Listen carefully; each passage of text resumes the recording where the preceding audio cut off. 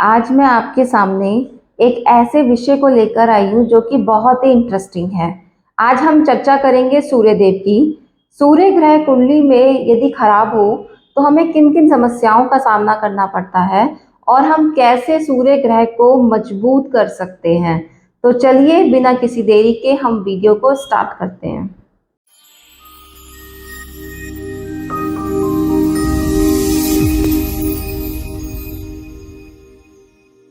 मैं डॉक्टर अंशिका आप सभी का अपने YouTube चैनल में हार्दिक स्वागत करती हूँ। आप सभी स्वस्थ होंगे इसी मंगल कामना के साथ हम आज के वीडियो स्टार्ट करते हैं। आज हम बात करेंगे सूर्य देव की।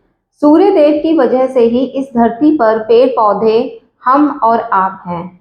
सूर्य की वजह से ही ये धरती जीव जंतुओं के रहने के लायक है। ऐसे में कुंडली पर भी सूर्य का असर बहुत गहरा पड़ता है। सूर्य ग्रह नवग्रहों में से सबसे महत्वपूर्ण माना जाता है क्योंकि यह अधिकार और सत्ता का प्रतिनिधित्व करता है। ज्योतिष में सूर्य से सिर, आत्मा, हड्डी, पिता, मान सम्मान, पद प्रतिष्ठा, साहस, आत्मविश्वास, पिता, गवर्नमेंट को देखा जाता है। सूर्य आपकी कुंडली में स्वास्थ्य को प्रभावित करने में महत्वपूर्ण भूमिका निभाता है। इसीलिए कुंडली में सूर्य की भूमिका बहुत महत्वपूर्ण है। कुंडली में यदि सूर्य ग्रह बलवान हो तो जातक को यशस्वी और संपन्न बनाता है। करियर में उसे सफलता मिलती है और सही टाइम पे शादी होकर उसे अच्छे पद की प्राप्ति होती है। मीन्स जातक को इस संसार में सारे ऐश्वर्य मिलते हैं। जातक के नेत्रों की ज्योति अच्छी होती है, हड्डियां मजबूत होती है, पिता से फायदा मिलता है और राज की सेवा भी प्राप्त हो जाती है। यदि आपको सूर्य ग्रह का आशीर्वाद प्राप्त हो जाए तो आप इस संसार में खूब नाम कमा सकते हैं। अतः सूर्य जीवन में सभी समस्याओं का समाधान करने के लिए महत्वपूर्ण भूमिका निभाता है, सभी बाधाओं को शांत करने में महत्वपूर्ण भूमिका निभाता है। इसके विपरीत यदि कुंडली में सूर्य की स्थिति ठीक ना हो तो उपरोक्त सभी चीजों में समस्याएं आती है। व्यक्ति रोगी, दुर्बल, हृदय रोग और आंखों की जटिल समस्या से ग्रसित होता है। यदि आपको अपनी कुंडली में सूर्य की स्थिति को ठीक करना है तो आज मैं आपको बहुत ही सिंपल उपाय बता रही हूँ जिसको आप इजीली फॉलो कर सकते हैं और अपनी कुंडली में सूर्य को मजबूत कर सकते हैं। सूर्य को मजबूत करने के लिए सबसे सरल उपाय सूर्य देवता को अर्घ्य देना है। प्रत्येक व्यक्ति को सूर्य अर्घ्य देने के लिए कुछ नियमों का ध्यान रखना चाहिए। सूर्य अर्घ्य कोई भी व्यक्ति दे सकता है। मीन्स एक छोटा बच्चा, एक कुंवारी कन्या, स्त्री पुरुष सभी लोग सूर्य देवता को अर्घ्य दे सकते हैं। सूर्य अर्घ्य का बेस्ट टाइम तब तक माना जाता है जब तक उसकी किरणों में प्रचंडता ना हो। अतः सूर्य अर्घ्य हमें जल्दी देना चाहिए। यदि किसी कारण से अर्घ्य देने में लेट हो जाए तो आपको सूर्य देव से क्षमा प्रार्थना करनी चाहिए और सूर्य अर्घ्य देना चाहिए। नहाने के बाद और कुछ खाए बिना ही सूर्य देवता को अर्घ्य देना अच्छा माना जाता है। विवाहित स्त्रियों को कोशिश करनी चाहिए कि वो मांग भर के नींद सिंदूर डालकर और सर ढककर ही सूर्य देवता को अर्घ्य दे। सूर्य देवता के अर्घ्य तांबे के पात्र से देना सर्वश्रेष्ठ माना जाता है। यदि तांबे का लोटा उपलब्ध ना हो तो आप स्टील के लोटे से भी सूर्य देवता को अर्घ्य दे सकते हैं। सूर्य देवता के अर्घ्य के जल में थोड़ा सा गंगा जल और रक्त चंदन मिला ले तो बहुत अच्छा माना जाता है। अपने आप में ही ये बहुत बड़ी बात है। लेकिन इसके साथ साथ यदि आप थोड़े से चावल, गुड़, शक्कर, गुलाब के फूल की पंखुड़ियां भी डाल लें तो ये और अच्छा माना जाता है।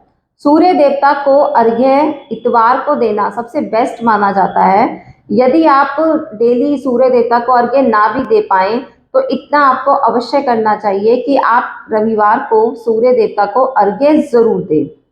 सूर्य देवता को अर्घ्य देते समय हमारा शरीर थोड़ा सा झुका होना चाहिए और हाथ सर के ऊपर करके हमें सूर्य देवता को अर्घ्य देना चाहिए।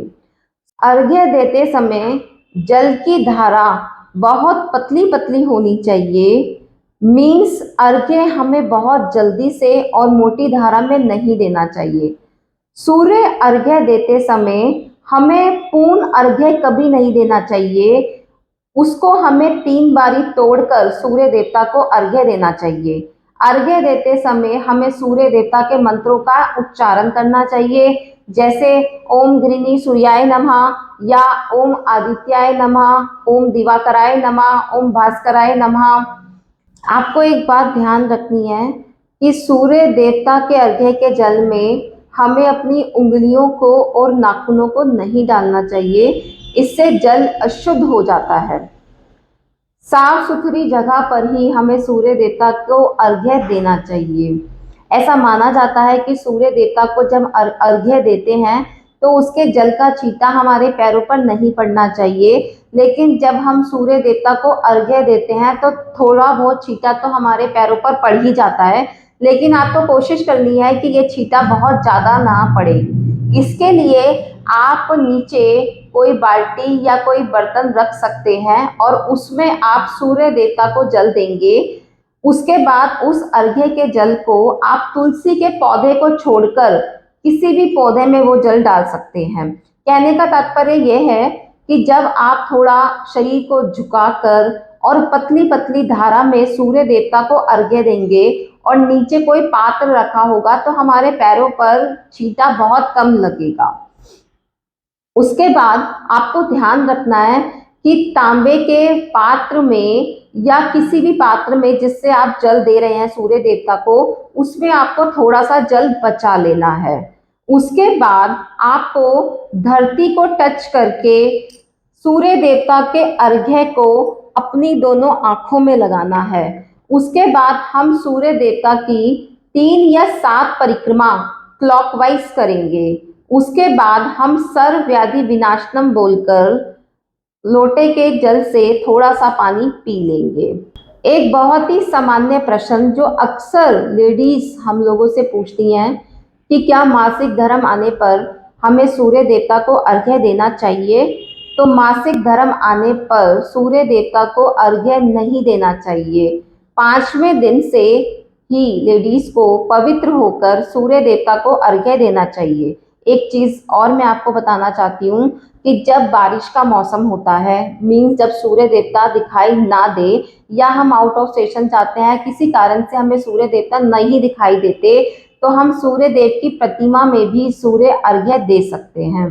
तो मैं आशा करती हूँ कि आपको मेरी ये वीडियो समझ आई होगी। आज मैंने आपको इस वीडियो में सूर्य ग्रह को मजबूत करने के लिए बहुत ही सिंपल तरीका बताया, सूर्य देव को अर्घ्य कैसे देते हैं और उसके नियम क्या है। मैं अपनी आने वाली वीडियोस में सूर्य ग्रह को मजबूत करने के लिए और भी बहुत सारे सिंपल उपाय बताऊंगी, जिसे आप इजीली फॉलो करके अपनी कुंडली में सूर्य ग्रह को मजबूत कर सकते हैं।